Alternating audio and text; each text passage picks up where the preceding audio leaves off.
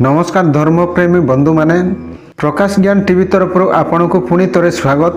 आज आम जाना जे क्यों महिला माने तुलसी को जल अर्पण करेंगे नहीं। भारतीय सनातन धर्मर तुलसी गछ को केवल गछ भाव नुहे माँ लक्ष्मी स्वरूप वृंदा देवी एवं श्रीहरि विष्णु को अत्यंत प्रिय भाव मना जाए।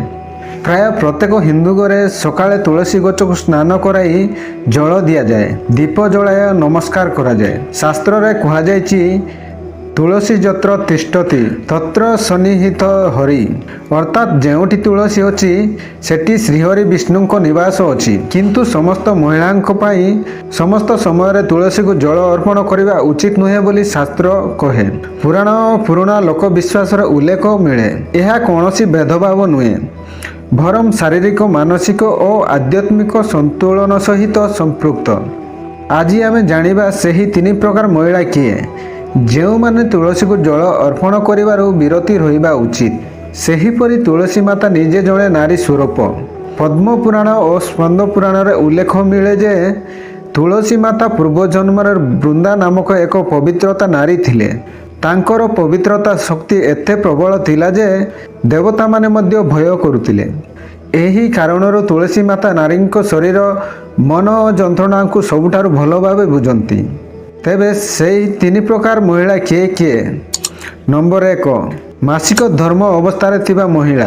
शास्त्र अनुसार मासिक धर्म हेउछि जणे महिला शरीर एक स्वाभाविक प्रक्रिया। यह कौनसी पाप बा अशुचि बोली कहा जाएनी।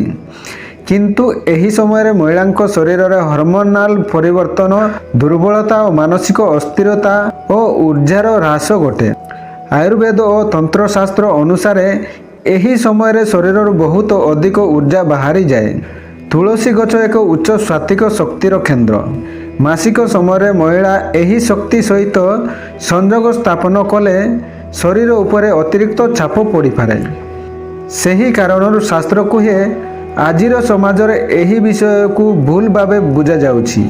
शास्त्र केबे मध्य रजस्वला महिला को अशोची कहेनी, बरं तंत्रशास्त्र कहे रजस्वला नारी रे शक्ति सक्रिय रहे, किंतु से शक्ति भीतर को जाऊ थाए, बाहर को नुहे।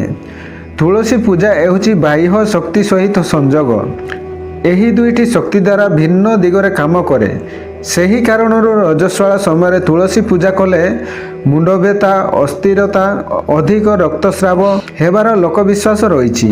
यह भय नुहे, सुरक्षा। रजस्वला महिला तुलसी स्पर्श पूजा बा जल अर्पण करने उचित नुहे। यह महिला सम्मान और स्वास्थ्य सुरक्षा पाई थिबा एक नियम। नंबर 2 संतान जन्म पर 40 रु 45 दिन मध्य थिबा महिला। शास्त्र रे एही अवस्था को सुतिका काल कहा जाए। गर्भधारण और प्रसव पर महिला शरीर अत्यंत दुर्बल रहे। एही समय रे शरीर को पूर्ण साधारण अवस्था को आसीबा पाई विश्राम और सुरक्षा दरकार।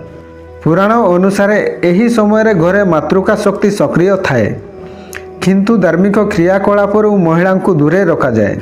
पुराण रे कहा जायछि जन्म समय घरे जीवन और मृत्यु दुईटी शक्ति एका साथी रे रहे।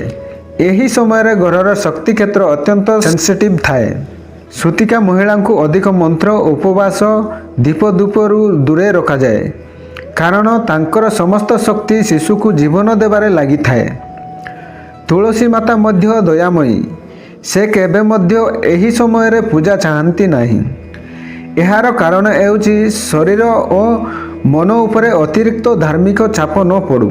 सेहीपरि सुतिका काल रे थिबा महिला तुलसी को जल देवा, पूजा करिवा उचित नुहे। घरर अन्य कहीं सदस्य एही काम करि पारंती।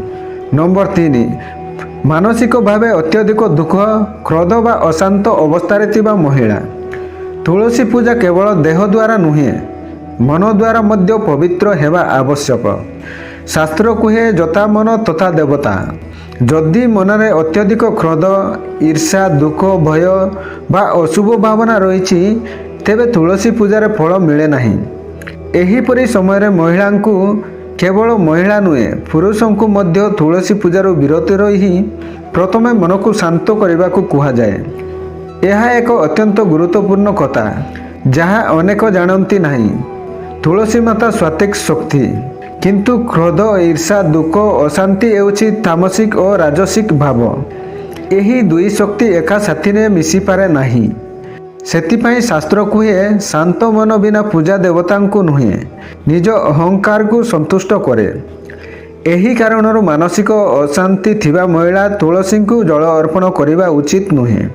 ଏହି ନିୟମ ଗୁଡ଼ିକ ମହିଳାଙ୍କ ଅପମାନ ପାଇଁ ନୁହେଁ, ବରଂ ତାଙ୍କ ସୁରକ୍ଷା, ସ୍ୱାସ୍ଥ୍ୟ ଓ ଆଧ୍ୟାତ୍ମିକ ସନ୍ତୁଳନ ପାଇଁ।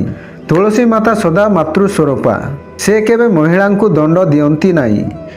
ଯଦି ଜଣେ ମହିଳା ଏହି ସମୟରେ ତୁଳସୀ ପୂଜା ନ କରନ୍ତି, ତାହା କୌଣସି ପାପ ନୁହେଁ। ତୁଳସୀ ପୂଜା ହେଉଛି ଭକ୍ତି, ଶ୍ରଦ୍ଧା ଓ ଚେତନାର ପଥ।